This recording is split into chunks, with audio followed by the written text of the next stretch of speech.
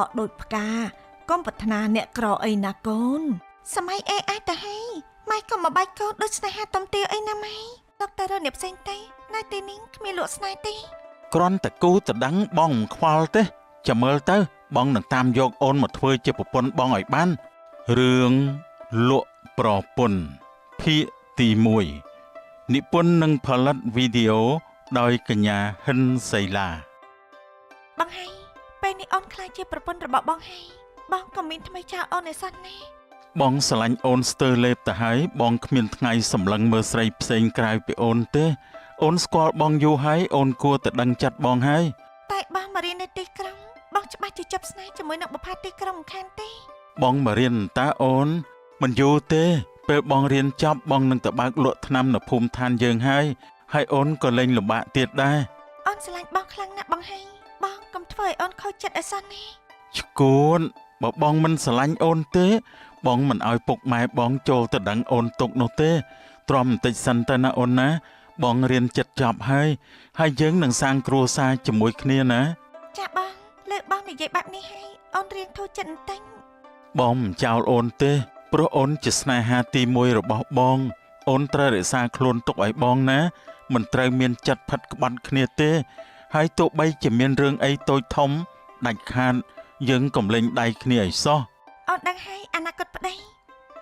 បងឯងអាឡែងតែនិយាយអូនដល់ម៉ោងឡើងទៅខេត្តវិញហើយបងជួយជូនអូនឡើងបិណ្ឌឡានតិចទេតែនៅយូរបន្តិចទៀតនេះច្បាស់ជាគ្មានឡានទៅផ្ទះវិញទេបើកុំតែថ្ងៃស្អែកបងជាប់រៀនកុំអីបងជិះម៉ូតូជូនអូនទៅវិញហើយនៅមួយថ្ងៃទៀតមិនបានទេអូនបងមិនទាន់ចង់ឲ្យអូនទៅវិញទេបើអូននៅមួយថ្ងៃទៀតបងនឹងជូនអូនដើរលេងឲ្យសពទីក្រុងភ្នំពេញម្ដងមិនបានទេបងនៅផ្ទះគ្មានអ្នកលក់ផ្លែឈើទេចាំថ្ងៃក្រោយអូនមកលេងបងទៀតនេះឲ្យចាប់ឡើងបងឡានចេញចោលអូនឥឡូវហើយអញ្ចឹងមុននឹងអូនទៅបងសុំពិន័យអូនមួយសិនណាចាំបងស្រោតឲ្យតាន់ឡានឈ្នួលធានាមិនឲ្យឡានចេញចោលទេនេះបងឯងគិតធ្វើអីនេះលេងអត់ទេយឺតមកឥឡូវហើយបងឯងនេះលេងខូចគេនេះនេះសម្បូរជាកូនខ្មែរអនិកជនម្នាក់ដែលធ្លាប់រស់នៅបរទេសតាំងតែពីតូចមកម្លេះបើនិយាយពីជីវប្រវត្តិនៃសម្បូរមិនសូវជាល្អប៉ុន្មាននោះទេព្រោះនាយសម្បូរធ្លាប់បានរៀបការជាមួយនារីខ្មែរនៅតាមជនបទ5នាក់មកហើយរហូតមកទល់ពេលនេះនាយសម្បូរនៅតែស្វែងរកនារីដែលមានសម្រស់ស្រស់ស្អាតដាច់គេដើម្បីរៀបការជាមួយខ្លួនម្ដងទៀតអាយ៉ាស្រីស្អាតមុខមានមុនស្នេហ៍ដល់ហើយបើបានធ្វើជាប្រពន្ធខ្ញុំអីដឹងតែគ្រប់ទឹកហើយតញ៉ែនាងវិញល្អជាងសួស្ដីអូនស្រីមានអ្វីលក់ខ្លះហ្នឹងត្រូវការទិញអ្វីដែរទៅបងប្រុសផ្លែប៉ោមនេះ1គីឡូប្រហែលដែរអូនចាស់1គីឡូ12000ចំណែកខាងនោះគឺ13000តើបងចង់បានមួយណាដល់ទេយកអា13000ឲ្យបង1គីឡូមកហើយកត្រកផ្លែឈើនេះថ្លៃប្រហែលដែរមួយកន្ត្រកនេះ$10ណាបងប្រុសអញ្ចឹងយកអានឹងមួយទៀតចាស់បងប្រុសសរុបទាំងអស់គឺ53000រៀលចាស់បងត្រូវការអ្វីបន្ថែមទៀតដែរទេចុះបើបងចង់បានអ្នកលក់ធ្វើជាប្រពន្ធតើអូនព្រមលក់ទេបងពេញចិត្តអូនខ្លាំងណាស់លោកតើលោកចង់បានអ្វីឲ្យប្រកាសទេខ្ញុំលក់ផ្លែឈើមិនបានលក់អ្វីផ្សេងទេណាចុះបើបងចូលដល់ចាស់ទុំតើអូនព្រមទេបងស្រឡាញ់ពេញចិត្តអូនខ្លាំងណាស់ខ្ញុំមានគូស្នេហ៍ហើយក៏ចិត្តរៀបការនឹងគ្នាដែរសូមលោកទៅរកអ្នកផ្សេងទេនៅទីនេះគ្មានលក់ស្នេហ៍ទេគ្រាន់តែគូតដឹងបងមិនខ្វល់ទេចាំមើលទៅបងនឹងតាមយកអូនមកធ្វើជាប្រពន្ធបងឲ្យបានជួនចិត្តប្រសើរជាងជួនឆ្ងាយហើយខ្ញុំក៏មិនបានស្រឡាញ់លោកដែរឆាប់ឲ្យលុយខ្ញុំណាហើយបើសិនជាលោកមិនទិញទេក៏ប្រញាប់ទៅវិញទេខ្ញុំនឹងអានបាត់បិទតូបទៅផ្ទះវិញបងមិនទិញទេតែបងចង់ទៅលេងផ្ទះអូនបានដែរអត់ខ្ញុំប្រាប់ថាខ្ញុំមានគូដណ្ដឹងហើយលោកស្ដាប់បានទេលោកជប់មករវល់នឹងខ្ញុំទេអត់ទេបងមិនទៅណាទេថ្ងៃនេះបងត្រូវទៅស្គាល់ផ្ទះអូនឯងឲ្យបានខ្ញុំមិនដែលឃើញមនុស្សប្រុសណារលៀមដូចជាលោកឯងនេះទេមនុស្សស្រីថាឲ្យប៉ុណ្ណឹងហើយនៅមុខក្រាស់មិនព្រមទៅទៀតចុះបងប្រាប់ហើយតាថាបងមិនខ្វល់ទេសំខាន់ឲ្យតែចាស់ត្រូវចិត្តបងទៅក៏បានហើយបងជាអ្នកមានបងចង់ធ្វើអីក៏បានដែរបានហើយខ្ញុំចង់ខាត់ពេលជាមួយមនុស្សដូចលោកទេក៏មកតាមខ្ញុំទៀតអសោះនេះហើយខ្ញុំក៏សូមប្រាប់លោកឲ្យច្បាស់ថាគ្រួសារខ្ញុំមិនមែនជាមនុស្សដាច់ស្រេចឃ្លានលុយនោះទេសូមទានជ្រាបផងទេ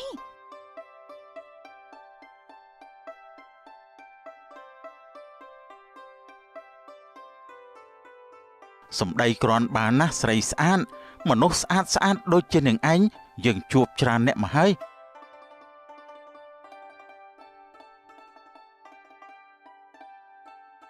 មីងក្មួយសុំសួរបន្តិចបានទេមីង មានអ្វីមែនទេក្មួយ មីងតើផ្ទះអ្នកលក់ផ្លែឈើតូបនេះនៅឯណាទៅមីងក្មួយចង់ដឹងណាស់ អូផ្ទះលបងជែកមែនទេផ្ទះគាត់នៅចុងភូមិឯណោះក្មួយអើយហើយចុះក្មួយឯងតាណាមកណាដែរមើលទៅមិនមែនជាអ្នកស្រុកភូមិនេះទេ បាទមីងក្មួយមកពីទីក្រុងទើបចង់ទិញផ្លែឈើធម្មជាតិហូបខ្លះបើមិនរំខានមីងទេអាចជូនក្មួយទៅបន្តិចបានទេចាំក្មួយជូនលុយមីងខ្លះណា មីងអត់មានពេលទេក្មួយអើយមីងប្រញាប់យកបាយទៅឲ្យពុកវានៅឯស្រែក្មួយអាក្មួយឯងដើរទៅមុខត្រង់ទៅហើយក៏សួររកផ្ទះតាជែកទៅណាអ្នកណាក៏គេស្គាល់គាត់ដែរបើអញ្ចឹងមីងគិតលាទៅវិញសិនហើយណា បាទមីងក្មួយអរគុណហើយមីង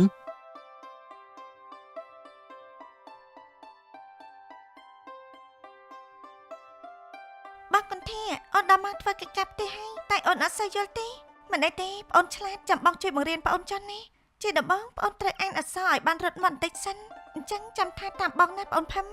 នៅផ្ទះម្ដាយទីតីនៅផ្ទះម្ដាយទីតីទៅព្រៃម្ដាយតែមួយទៅព្រៃម្ដាយតែមួយម្ដងទៀតណាប្អូននៅផ្ទះម្ដាយទីតីទៅព្រៃម្ដាយតែមួយថាតាមបងទៅនៅផ្ទះម្ដាយទីតីទៅព្រៃម្ដាយតែមួយឆ្លាតណាស់ប្អូនស្រីបងប្រឹងរៀនយកលេខ1ឲ្យបានណាប្អូនស្រីចាស់បងបានរៀនជាមួយបងស្រីអូនចេះបានច្រើនណាស់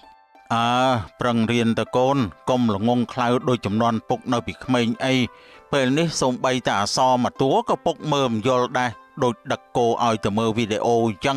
មិនដឹងជាស្អីទេពុកវានេះខ្ញុំនេះមិនចង់ឲ្យអ្នកណាគេដឹងថាខ្ញុំមិនចេះអក្សរទេណាខ្លាចគេថាខ្ញុំនេះឆោតល្ងងខ្មាស់គេណាស់ថ្ងៃក្រោយជប់និយាយទៀតណា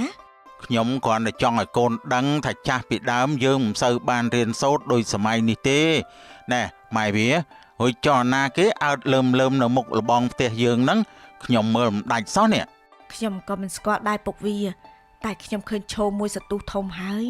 ពុកវាឯងចេញទៅមើលបន្តិចទៅ ជំរាបសួរពូមីងខ្ញុំតាមរកផ្ទះពូមីងយូរហើយ តាមរកផ្ទះមីងមែនទេតែមីងដូចជាមិនដែលស្គាល់ក្មួយឯងសោះ មែនហើយពូថាក្មួយឯងច្រឡំផ្ទះហើយក្មួយមិនច្រឡំទេពូ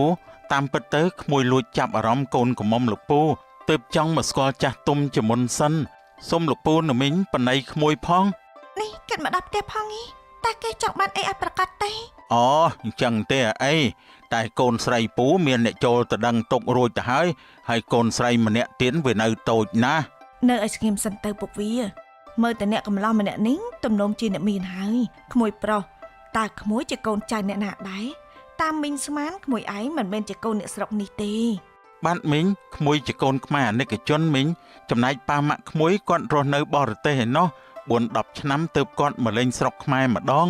អូល្អណាស់ក្មួយប្រុសអមមកក្មួយអើយអញ្ជើញទៅអង្គុយលេងនៅក្នុងផ្ទះសិនទៅណាគុនធា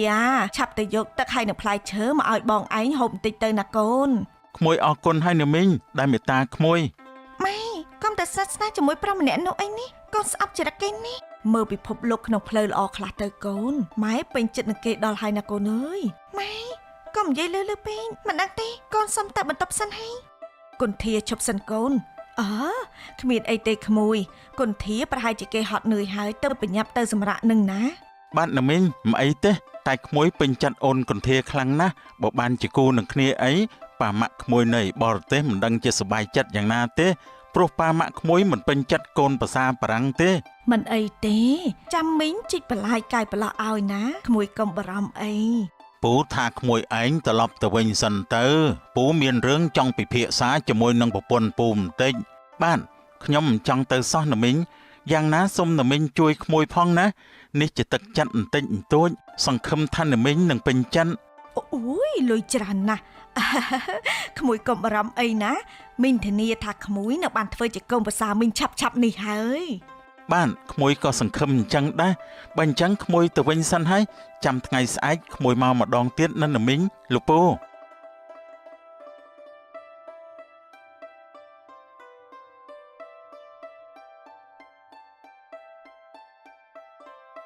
ម៉ែវា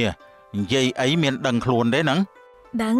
តែក្មួយម្នាក់នេះមានទឹកចិត្តជាងអាហាយគូដនឹងមុនឆ្ងាយណាស់មើលចោះលុយច្រើនមែនទែនសំខាន់ម្ដាយឪពុកគេរស់នៅស្រុកគេទៀតពុកវាអើយវាជាសំណាងកូនស្រីយើងហើយណាស្រួលស្រួលកូនគុន្ធាបានទៅរស់នៅឯស្រុកអាគាំងទៀតផង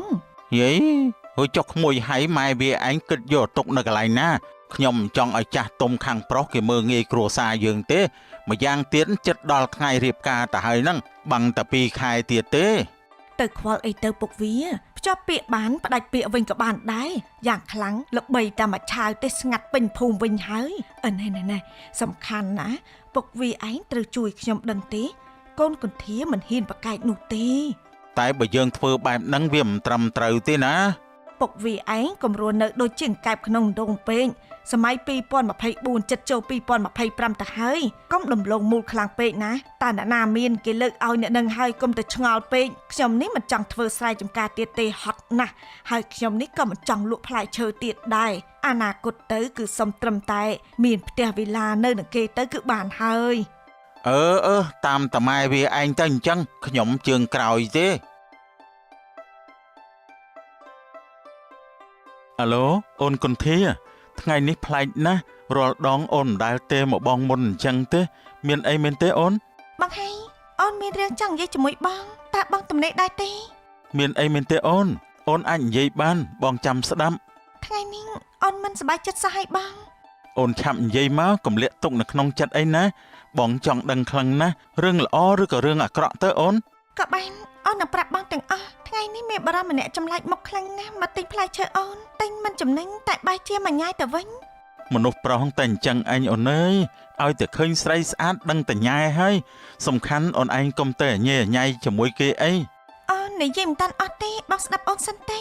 តើអូននិយាយថាឲ្យគេខ្លាំងប៉ុណ្ណាក៏គេមិនចេញដែរហើយក៏តាមរកផ្ទះអូនរហូតទាល់តែឃើញទីនបងនៅស្ដាប់អូនទេនឹងបងហីចុះយ៉ាងម៉េចទៀតទៅអូនបងចាំស្ដាប់ហើយមនុស្សប្រុសម្នាក់នោះក៏បាននិយាយជាមួយពុកម៉ែអូនតែអ្នកម៉ែក៏ដូចជាពេញចិត្តនឹងម្នាក់ប្រុសនោះខ្លាំងណាស់ថែមទាំងឲ្យអូននេះយកផ្លែឈើនិងទឹកទៅឲ្យគេទៀតផងនេះចុះប្រុសម្នាក់ហ្នឹងជាអ្នកស្រុកយើងមែនទេអូនមិនមែនទេបងគេគឺជាខ្មែរអាណិកជនមកពីបរទេសវីវ៉ូហើយអូនមើលទៅដូចជាមិនសូវស្រួលទេអញ្ចឹងបងនឹងទៅស្រុកស្អែកនេះហើយណាកុំតាន់មកអីណាបងចាំមកពេល3ថ្ងៃទៀតសិនទេអញ្ចឹងអូនកុំសូវនិយាយលេងជាមួយគេច្រើនពេកឮទេអូនដឹងហើយអញ្ចឹងប៉ុណ្ណឹងសិនចាណាបងអូនទៅរៀបចំបាយទឹកជូនពុកម៉ែគាត់ពិសាសិនបាទអូនហើយឮបែបនេះហើយខ្ញុំមិនសូវសប្បាយចិត្តសោះមិនកើតទេស្អែកខ្ញុំត្រូវទៅស្រុកហើយទើបបាន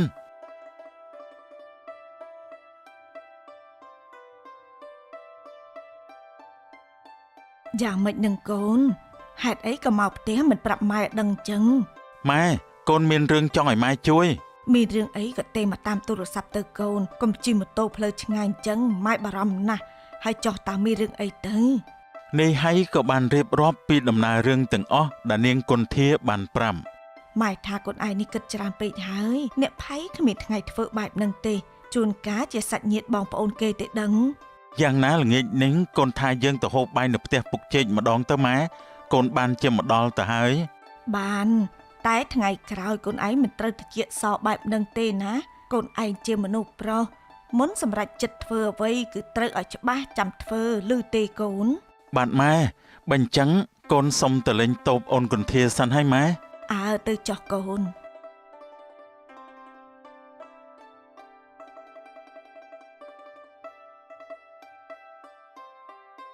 ជំរាបសួរលោកពូណាមីងចាលើកដៃថ្វាយព្រះកូននៅហូបបាយល្ងាចជាមួយគ្នាមកពេលសិនទៅអីថ្ងៃហ្នឹងពុកវាបូមបៀបានត្រីច្រើនណាស់បាទខ្ញុំខានហូបត្រីស្រែយូរឆ្នាំហើយបើអញ្ចឹងខ្ញុំសូមផ្ញើពោះនៅទីនេះមកពេលផងបានផ្ញើរហូតមកក៏បានដែរណាកូនណែពុកវានៅនិយាយលេងជាមួយក្មួយសបោសិនទៅណាខ្ញុំទៅបុកទឹកត្រី7ខ្ចីមកភ្លេនបើចុះអូនគុន្ធាតាណាបាត់ហើយលោកពូក្មួយដូចជាមិនឃើញនៅផ្ទះសោះគុន្ធានាងមិនទាន់មកពីកន្លែងលក់ផ្លែឈើវិញទេទាល់តែអាសៀលបន្តិចទៅមកវិញអ្នកពូមិនសូវជាបានមាត់កប្រមាណទេណាក្មួយកុំប្រកាន់នឹងពូអីបាទលោកពូក្មួយក៏មិនសូវបានមាត់ដែរព្រោះធ្លាប់រស់នៅបរទេសតាំងពីតូចមិនសូវចេះនិយាយច្រើនទេចុះក្មួយឯងអនាគតទៅចង់រស់នៅស្រុកខ្មែរឬក៏ចង់រស់នៅស្រុកគេដែរ អូសម្រាប់ខ្ញុំចូលចិត្តរស់នៅស្រុកខ្មែរខ្លាំងណាស់ទាំងការរស់នៅទាំងហូបចុកក៏ងាយស្រួលជាងបរទេសច្រើនហើយបើបានរស់នៅស្រុកស្រែបែបនេះទៀតខ្ញុំរឹតតែលេងចង់ទៅរស់នៅស្រុកគេហើយត្រូវហើយស្រុកខ្មែរតាំងពីដាច់អាពតមករស់នៅមានសុខសន្តិភាពណាស់អូនោះកូនកន្ធាមកវិញហើយអាតេះភ្លើងបុកគ្នាហើយតាក៏ល្អម្យ៉ាងដែរអ្នកណាមានអ្នកនឹងបានគេមកទៀតឲ្យបងឃើញទេតែថ្ងៃនេះលោកពុកដូចជាត្រូវដងត្រូវផ្លាយជាមួយគេណាជំរាបសួរលោកពងមើលតើម្នាក់នេះរឹកពីសម្បើមណាស់លើកដៃថ្វាយព្រះក្មួយចុះអាហើយវាមកធ្វើអីដែរទៅហើយមិនកាត់ទេទៅបន្តិចសិនហើយ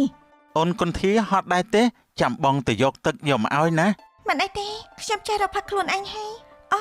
អាឡែងតែនិយាយភ្លេចណែនាំឲ្យស្គាល់ទេនេះគឺជាកូនដណ្ដឹងខ្ញុំលោកជួយមើលអញតិចមើលសំគ្នាដែរទេបងថាយើងបដូររឿងនិយាយទៅប្រុសបងមានរឿងនៅក្នុងចិត្តច្រើនណាស់ដែលចង់និយាយប្រាប់អូនរឿងអីដែរខ្ញុំសុំស្ដាប់ផងបានទេតាមចិត្តតែមិនដឹងថាលោកអាចនឹងស្ដាប់ដល់ចប់ដែរទេមីងធ្វើបាយម្ហូបឆ្អិនហើយឆាប់នាំគ្នាទៅហូបទៅខ្ញុំថាថ្ងៃនេះបរិយាកាសដូចជាមិនសូវល្អទេអញ្ចឹងចាំលើកក្រោយទៅណាមីងបើអញ្ចឹងខ្ញុំសុំលាទៅវិញហើយតែមីងខំចំអិនជាពិសេសសម្រាប់ក្មួយណាចាំលើកក្រោយទៅណាមីងក្មួយមិនសូវសប្បាយចិត្តទេថ្ងៃក្រោយមកលេងមីងផងណាក្មួយនាំគ្នាហូបបាយទៅម៉ែមិនឃ្លានទេណាមីងល្ងាចនេះម៉ែខ្ញុំគាត់ចង់មកហូបបាយជុំគ្នានៅទីនេះម្ដងកុនធាទៅដាំបាយថែមទៅម៉ែមិនបានត្រៀមបាយទេ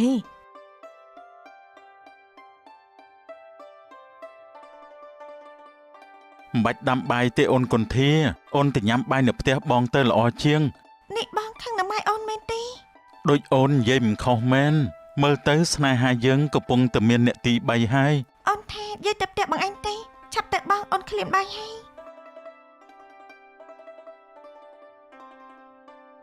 យ៉ាងម៉េចនឹងកូនម៉ែថារៀបខ្លួនចេញទៅហូបបាយជុំគ្នាហើយតើហើយហេតុអីក៏នាំគ្នាត្រឡប់មកវិញអញ្ចឹងកូនខ្ញុំថាយើងហូបបាយនៅផ្ទះយើងវិញទៅល្អជាងចាំកូនជួយធ្វើម្ហូបណាអ្នកម៉ែអណែឈប់សិននាងកូនទាំងពីរមានអ្វីលាក់បាំងនឹងម៉ែមែនទេគឺដូចអ្វីដែលកូនបានប្រាប់ម៉ែកាលពីព្រឹកអញ្ចឹងចុះគេនោះជាអ្នកណាទៅកុនធាហេតុអីក៏អ្នកផាយទុកចិត្តគេសម្បើមម្លេះខ្ញុំក៏ឆ្ងល់ដែរអ្នកម៉ែពេលនេះកូនមានសម្ពាធខ្លាំងណាស់ព្រឹកមិញកូនហៃក៏ប្រាប់ម៉ែដែរ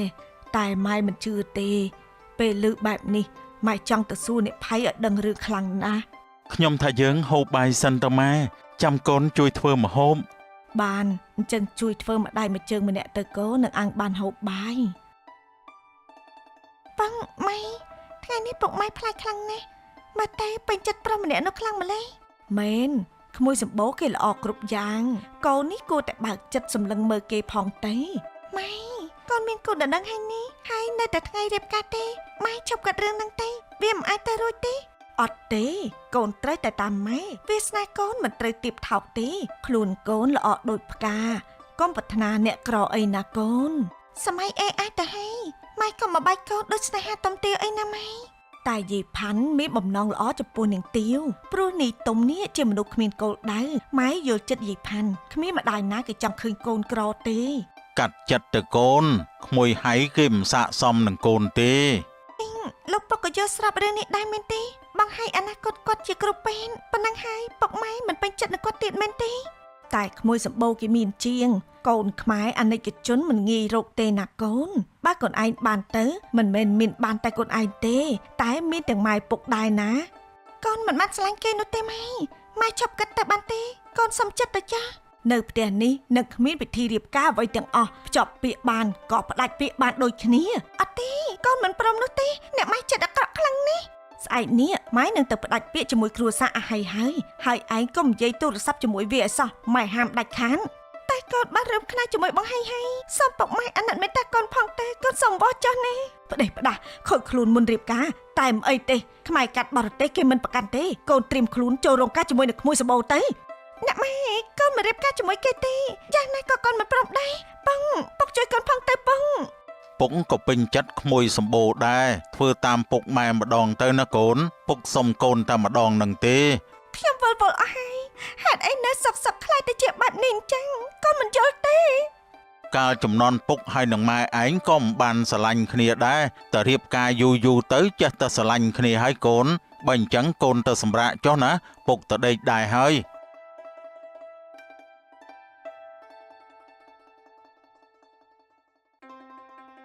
ពិភពលោកនេះអយុត្តិធម៌សម្រាប់ខ្ញុំពេកហើយខ្ញុំសម្រេចចិត្តមិនត្រូវនោះទេ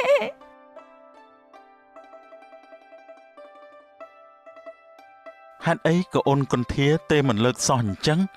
ចម្លែកណាស់នេះតើមានរឿងអីទៅតែម្ដងទៀតសិនឲ្យអូនសុំទោសផងបងហើយ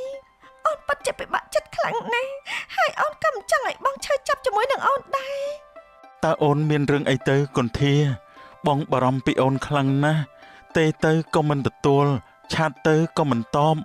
បងតឹងទ្រង់ខ្លាំងណាស់សូមរងចាំទស្សនានៅភាគបន្តសូមអរគុណ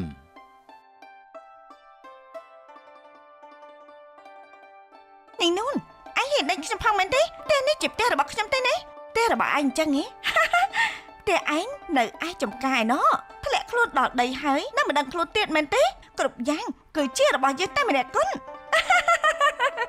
ដល់លេងខ្ញុំទៅអ្នកនាងខ្ញុំខ្លាចហើយអ្នកនាងឌីម៉ាអត់កំភ្លើងមកយើងឯងទេដែលត្រូវស្លាប់នោះរឿងមហិច្ឆតានាងឌីម៉ាភាគបញ្ចប់និពន្ធនិងផលិតវីដេអូដោយកញ្ញាហិនសៃឡានេះកែវនាងស៊ីច័ន្ទឈឺពោះឆ្លងទលេហើយលោកទៅមើលនាងផងទៅ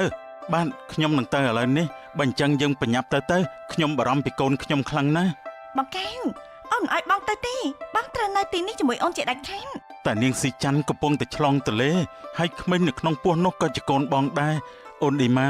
បងសុំចិត្តអូនម្ដងចុះណាឆាប់ទៅនេសានកុំខ្វល់ជាមួយនាងអីពេលនេះនាងស៊ីច័ន្ទកំពុងតែត្រូវការឯងខ្លាំងណាស់សូម្បីតែពេទ្យឆ្មបក៏គ្មានផងអូនឌីម៉ាបងទៅតែមួយផ្លេតទេអូនបងនឹងបញ្ញាប់មករកអូនវិញណាបងសន្យាបើបងហេងទេអូននឹងសម្លាប់ខ្លួនភ្លាមអូននិយាយមែនទេកុំទៅស្ដាប់នាងអីនេះកៅពេលនេះប្រពន្ធកូនឯងកំពុងតែស្ថិតនៅក្នុងគ្រោះថ្នាក់ខ្លាំងណាស់បងកែវបងរើទៅរវាងអូនហើយនឹងនាងស៊ីច័ន្ទតើបងរើយកអ្នកណាបងឆ្លើយមកដើម្បីឲ្យអូននេះស្លាប់ទៅបាត់ស្ងប់ចិននេសាននេះទៅមុនខ្ញុំសិនទៅខ្ញុំបារម្ភពីអូនឌីម៉ាខ្លាំងណាស់ខ្ញុំមិនអាចទៅចោលនាងបានទេតែនាងស៊ីច័ន្ទកំពុងតែត្រូវការលោកណាហេតុអីក៏លោកចិត្តដាច់ម្លេះខ្ញុំខកបំណងចំពោះលោកខ្លាំងណាស់ខ្ញុំមិនមែនជាគ្រូពេទ្យទេទោះខ្ញុំទៅក៏ខ្ញុំមិនអាចជួយអីនាងបានដែរអញឆាប់ចេញទេអាសាន់ទៅហើយឈប់មកហៅប្តីយើងទៅទៀតចេញទេសុំគិតឡើងវិញទៅណានីកែវខ្ញុំទៅសិនហើយ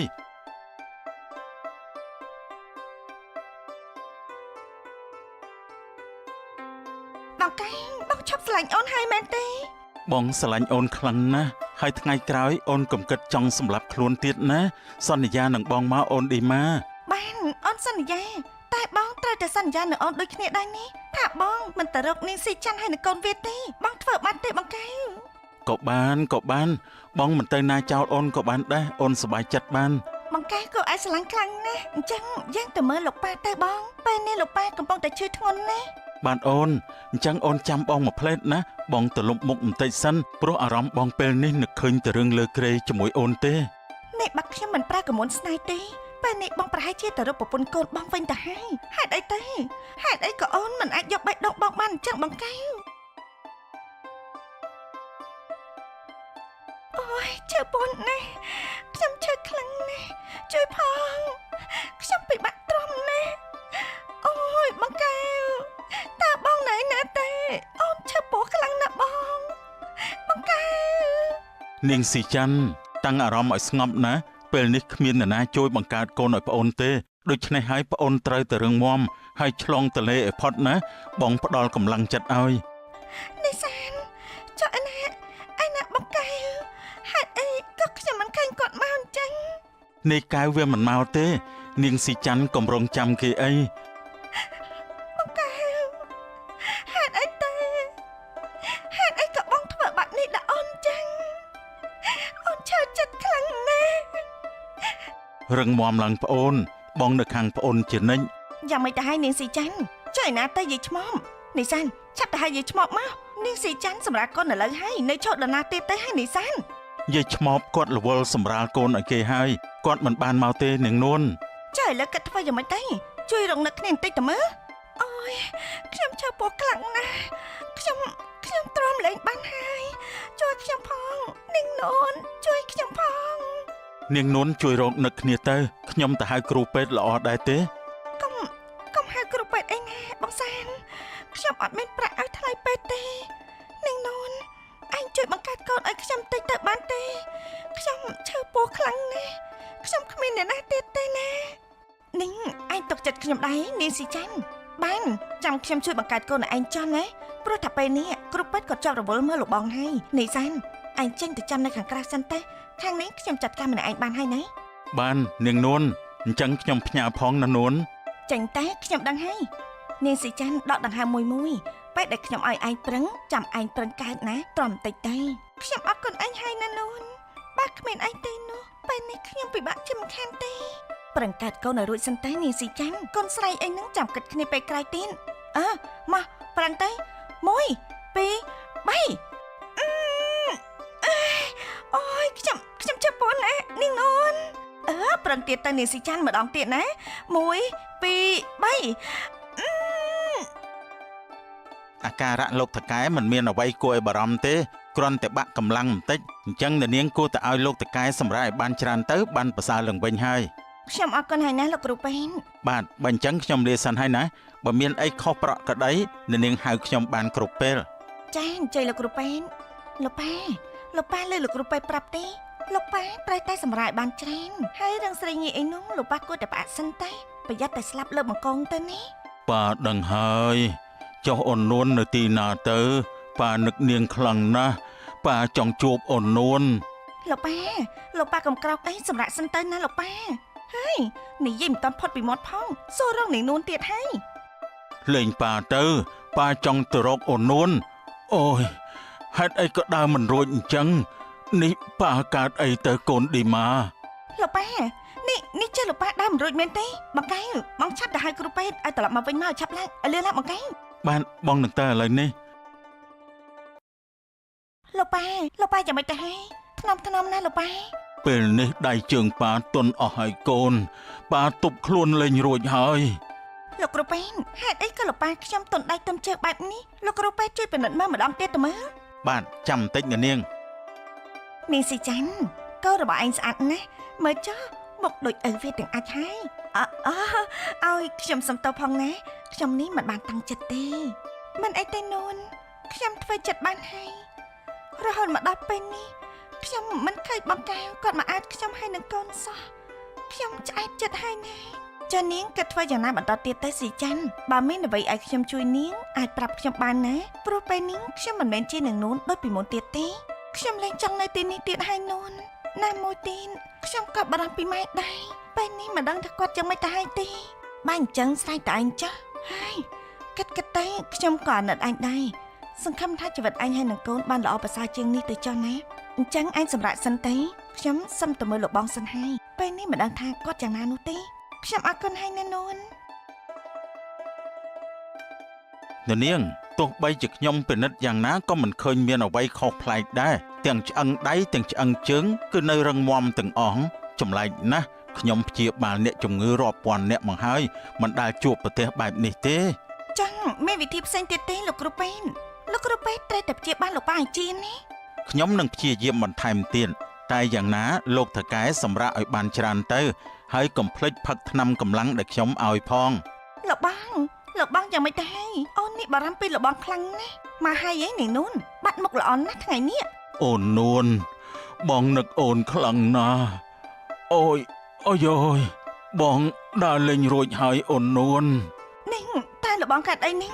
ពេញចិត្តអញហើយមែនទេពេលនេះលោកប៉ាដើរលេងរួចហើយតែឯងនេះចាំបាត់ស្អីទៀតទេថាម៉េចលោកបងដើរលេងរួចហើយទេមិនអាចទេ អូននួនកុំទៅណាចោលបងអីណាបងស្រឡាញ់អូនខ្លាំងណាស់ ចាអ្នកបងខិតណាស់តាណាហើយគាត់ក៏ជាប្រពន្ធលោកបងដូចគ្នាដែរ អត់ទេបងមិនចង់នៅជាមួយអ្នកណាទាំងអស់អូននួនឆាប់យកបងទៅបន្ទប់យើងទៅណា ខ្ញុំថាលោកបងនៅទីនេះល្អជាងខ្ញុំទៅសិនហើយ អូននួនកុំទៅណាចោលបងអីអូន នាងនួនមីស្រីល្បិញលោកប៉ាសម្រាប់បានច្រើនសិនទៅចាំកូនឲ្យចោយទៅតាមមីងខាត់ណាមកឲ្យលោកប៉ាណា អូននួនត្រឡប់មកវិញមកអូនបងពិបាករស់នៅខ្លាំងណាស់ ត ពីមួយថ្ងៃទៅមួយថ្ងៃថៅកែផ្លយកាន់តែដុនដាបឡើងបាយក៏លែងនឹកទឹកក៏លែងស្រេក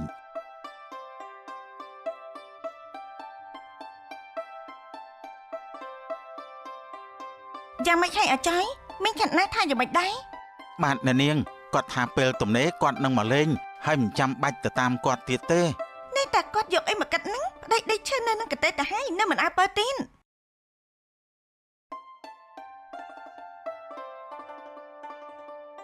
អ្នកនាងឌីម៉ាខ្ញុំសុំជួបបង្កែបន្តិចបានទេសាច់ការអីសម្បើម្ល៉េះហើយនាងស៊ីច័ន្ទបង្កែគាត់ខ្ពើមរអាពីរនាក់ម្ដាយកូនអញខ្លាំងណាស់ឯងនៅមានមកមកចង់ជួបគាត់ទៀតទេអ្នកនាងឌីម៉ា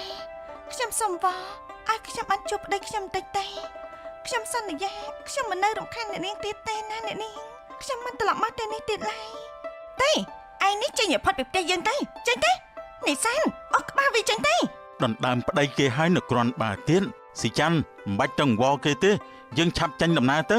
នេះឯងចេញពីផ្ទះយើងដែរមែនទេហានេះសានមែនហើយខ្ញុំមិនចង់នៅផ្ទះនេះទៀតទេព្រោះក្នុងផ្ទះនេះមានតែរឿងស្មោកគ្រោកវាសំនឹងនាងហើយទេអត់ទេហើយកុំត្រឡប់មកឲ្យយើងឃើញមុខទៀតអ្នកនាងខ្ញុំផ្ញើបង្កើផងដែរចាញ់ទេយើងចេញមើលថៃហើយ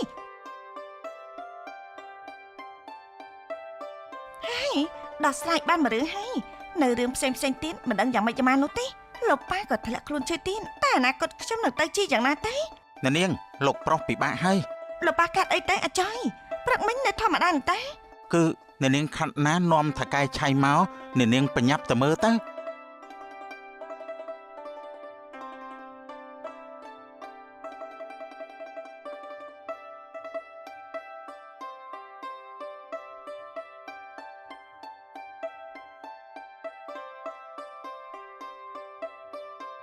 លីហើយកមុនស្នេហ៍ពេលនេះយើងលេងត្រូវការឯងទៀតហើយតែមើលអាកចាននោះសិនល្អជាងមើលទៅរមកដល់ចុងខែនឹងទេយ៉ាងស្លាប់ឲ្យផុតទៅក៏ល្អមួយយ៉ាងដែរមិនចង់ឃើញមុខនោះទេពួកឯងចេញទៅយើងមិនចង់ឃើញមុខពួកឯងទេលោកថកែកុំបារម្ភអីគ្រប់យ៉ាងដែលជារបស់លោកថកែខ្ញុំនឹងមើលថែឲ្យបានល្អបំផុតមិនថាឃ្លាំងទំនិញឬក៏អូនខាត់ណានោះទេខ្ញុំចេះមើលថែហើយលោកបងមានមនុស្សដើរមកហើយប្រយ័ត្នសម្ដីបន្តិចទៅអូក្មួយឌីម៉ាពូគ្រាន់តែឮតំណែងថាថកែផ្លយមិនស្រួលភ្លាមពូក៏បញ្ញាប់មកផ្លេតតែម្ដងចាលោកពូហើយនឹងមីងខាត់ណាត្រូវជាអ្វីនឹងគ្នាដែរទេមើលទៅដូចជាស្និទ្ធស្នាលនឹងគ្នាណាគឺមួយរយៈនេះមីងតែមើលការខុសត្រូវនៅឃ្លាំងទំនិញតែផ្សំការណែនាំពីថកែឆៃនឹងណាកុហកពួកឯងលួចសហ័យស្មន់នឹងគ្នាឆាប់សងឃ្លាំងទំនិញយើងវិញមកបាត់ដល់លោកប៉ានិយាយមែនទេមីងខាត់ណានេះមីងបាបខ្ញុំមែនទេអូណែគឺមីងណែមែនហើយលោកបងគាត់ជាអ្នកបកគលឃ្លាំងទំនិញទាំងអស់នោះឲ្យមីងតាស្រីពោះវែងយើងស្អប់នឹងឯងខ្លាំងណាស់អូយឌីម៉ាឲ្យប៉ាសុំទោសផងកូនជួយមិនបាននោះទេគឺមកពេលរបស់ខ្លួនឯងតាលោកបងគឺមិនអាចស្រឡាញ់អូននោះទេទើបអូនត្រូវបង្ខំចិត្តធ្វើបែបនេះហើយពេលនេះខ្ញុំលេងសល់អ្វីទៀតហើយ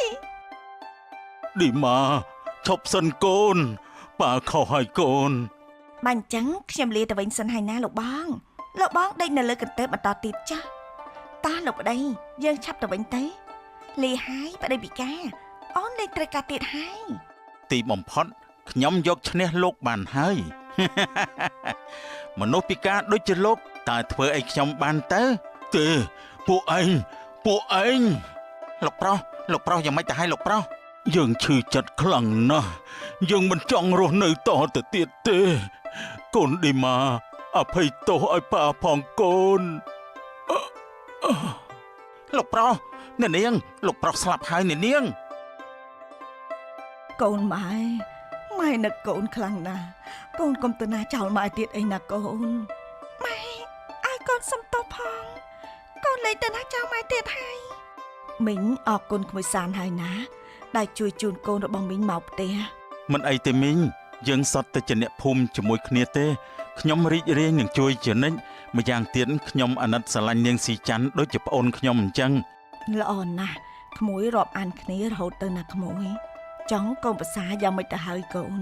គ្មានសង្ឃឹមទេម៉ែអើយសូម្បីតែថ្ងៃដែលខ្ញុំសម្ដែងកូនក៏គាត់មិនមកមើលខ្ញុំដែរម៉ែទៅរកផ្ទះអ៊ំស្រីឯងច្រើនដងហើយតែមិនដែលបានជួបគាត់សោះ បើអញ្ចឹងខ្ញុំលាមីងទៅផ្ទះខ្ញុំសិនហើយព្រោះខ្ញុំខានជួបពុកម៉ែខ្ញុំយូរឆ្នាំដែរហើយ ទៅចុះណាក្មួយ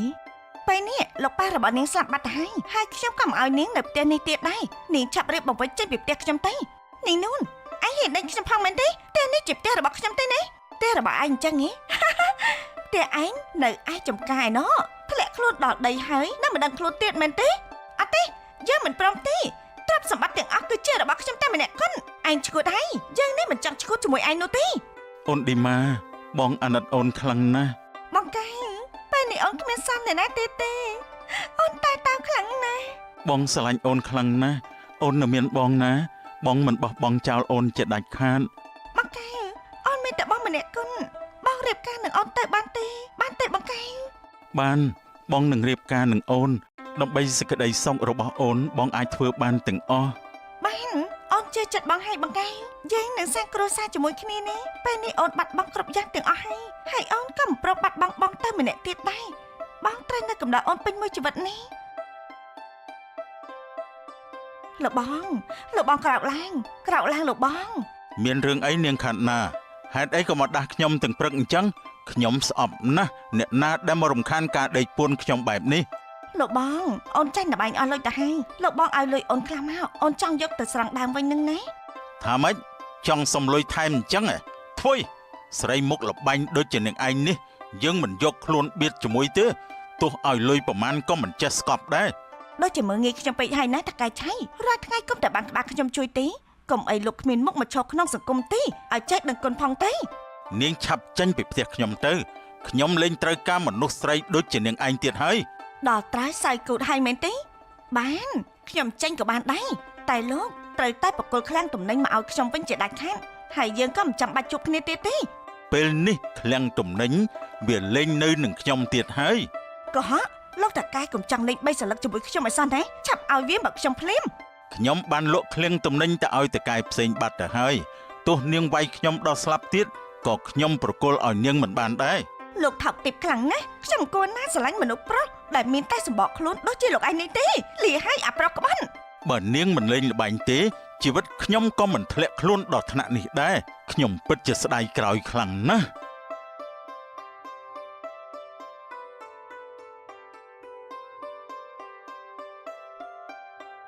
អ្នកអើយខ្ញុំតាមរកអ្នកឯងយូរហើយហេតុអីក៏បដូរផ្ទះមិនប្រាប់ប្អូនមួយម៉ាត់អញ្ចឹងប្រហែលឆ្នាំមកនេះបងល្បីល្បាញរឿងដាក់ស្នេហ៍ណាស់ហើយក៏មានអ្នកមានម្នាក់គេសង់ផ្ទះថ្មីឲ្យបងនឹងណាហើយចុះយ៉ាងម៉េចទៅហើយក្មួយស៊ីចាន់អើយសុខសប្បាយទេក្មួយកុំអាននិយាយពីរឿងអ្នកផ្សេងអីនេះពេលនេះកូនស៊ីចាន់នាងទុកជាទម្ងន់អ្នកអើយជួយក្មួយផងទៅបានទេអ្នកហាមានរឿងអីទៅជួយនិយាយឲ្យបងស្ដាប់បន្តិចទៅមើល កូនប្រសាខ្ញុំនឹងណាវាត្រូវស្នេហ៍គេហើយនេះសូម្បីតែប្រពន្ធកូនក៏វាលេងនឹកនាដែរព្រះជួយនេះដល់ថ្នាក់នឹងផងហ៎ហើយចុះយូរហើយហេតុអីក៏ក្មួយមិនទៅជួបអ៊ំសូមអ៊ំជួយក្មួយផងទេខ្ញុំនឹកប្តីខ្ញុំខ្លាំងណាស់អើយមិនអីទេក្មួយចាំអ៊ំជួយណាហើយចុះម្នាងដាក់ស្នេហ៍ប្តីឯងនោះឈ្មោះអីដែរទៅតើអ៊ំស្គាល់ដែរទេនាងឈ្មោះថាឌីម៉ាណាអ៊ំស្រីនាងជាកូនរបស់ថកែផ្លយហាតាមពិតគឺជានាងឌីម៉ាសោះ មិនអីទេក្មួយបើអញ្ចឹងអ៊ំទៅវិញសិនហើយណាអ្នកក្មួយចាំទទួលប្តីឯងវិញចុះខ្ញុំមិនគួរណាធ្វើស្នេហ៍ដាក់ប្តីក្មួយខ្លួនឯងសោះអើយឲ្យអ៊ំសំទោសផងណាក្មួយស្រី អ្នកទាំងពីរសម្រាប់ចាត់ច្បាស់ហើយមែនទេថាព្រមព្រៀងចុះអេតាស៊ីវិលជាមួយគ្នានោះ ចាពួកយើងតែពីរនាក់សម្រាប់ចាត់ច្បាស់ហើយមែនទេបងកែង បាទខ្ញុំសម្រាប់ចាត់ច្បាស់ហើយបើអញ្ចឹងជួយសញ្ញេត្រង់នេះមក បងកែងឆាប់សញ្ញេទៅបងកុំឲ្យមេធាវីក៏ចាំយូរអីនេះ ត្រង់នេះលោកតើលោកកាត់អីហ្នឹង បងកែងឆាប់សញ្ញេទៅបង អូយខ្ញុំឈឺក្បាលខ្លាំងណាស់ហេតុអីក៏ខ្ញុំមកនៅទីនេះអញ្ចឹង បងកែងនេះអូនគឺឌីម៉ានេះយើងនឹងរៀបការជាមួយគ្នាណាបងកែង រៀបការស្អីនាងទៅខ្ញុំមានប្រពន្ធហើយចុះនេះវាយ៉ាងម៉េចទៅនាងខ្ញុំវិលវល់អស់ហើយ លោកមេធាវីអញ្ចឹងទៅវិញសិនចាស់បងកែងអូនស្រឡាញ់បងខ្លាំងណាស់បងកុំទៅចោលអូនបានទេ ជៀសផ្លូវទៅខ្ញុំមិនដែលស្រឡាញ់នាងទេនាងឈប់តាមរំខានជីវិតខ្ញុំទៀតទៅ បងកែវមកវិញមកបងតែអូនរស់នៅដែររបៀបណាទេជីវិតខ្ញុំពេលនេះដូចជានាងបដាចាអញ្ចឹងឪពុកក៏ស្លាប់ចោលទ្រព្យសម្បត្តិក៏រលាយគ្មានសល់ហើយប្តីទៅចោលទៀតតែខ្ញុំរស់មានន័យអ្វីទេអត់ទេខ្ញុំមិនព្រមទេ ពីនាងនួនតែម្នាក់គត់នាងនួនយើងនឹងសម្លាប់ឯង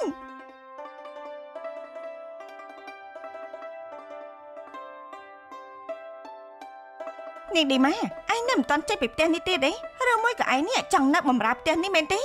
បានបើឯងចង់នៅបំរើយើងរីករាយជានិញព្រោះថាយើងអាណិតជីវិតឯងខ្លាំងណាស់នាងនួនថ្ងៃអវសានឯងបានមកដល់ហើយឯងក៏មករួមលោកជាមួយនឹងខ្ញុំទៀតអីនាងឌីម៉ាធ្វើចិត្តឲ្យតិចសិនទៅទុកកំភ្លឹងសិនទៅណានាងខ្ញុំខ្លាចហើយចង់ក្រោយឯងនៅតែចាញ់យើងដដែលហ្នឹងបើឯងងាប់នៅក្នុងពេលនេះគ្រប់យ៉ាងគឺជារបស់យើងតែម្នាក់គត់ដល់លេងខ្ញុំទៅនាងខ្ញុំខ្លាចហើយនាងឌីម៉ាអត់កំភ្លឹងមកយើងឯងទេដែលត្រូវស្លាប់នោះពួកគេក៏បានប្រតែយប្រតប់គ្នាយ៉ាងខ្លាំងដោយមិនញញើតគ្រាប់កំភ្លើងសោះឡើយអត់ទេខ្ញុំអត់បានសម្លាប់នាងទេគឺនាងបាញ់ខ្លួនឯងតែអត់ទេខ្ញុំខ្លាចហើយបកែវជួយអូនផងអូនខ្លាចណាស់បងអត់ទេខ្ញុំមិនអាចនៅទីនេះបានទេប៉ូលីសច្បាស់ជាចាប់ខ្ញុំដាក់គុកមិនខាន់ឡើយអត់ទេ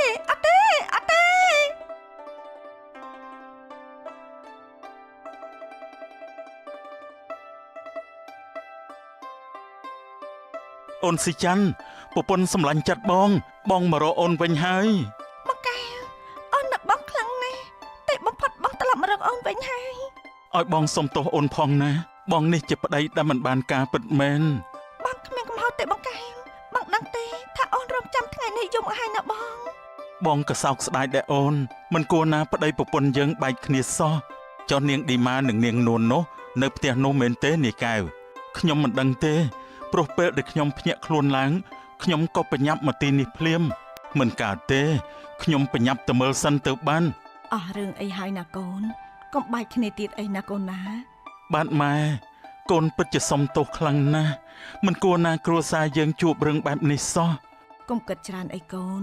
មានហេតុទើបមានផលត្រូវចាប់ដៃគ្នារកស៊ីជាថ្មីណាកូនបាទម៉ែ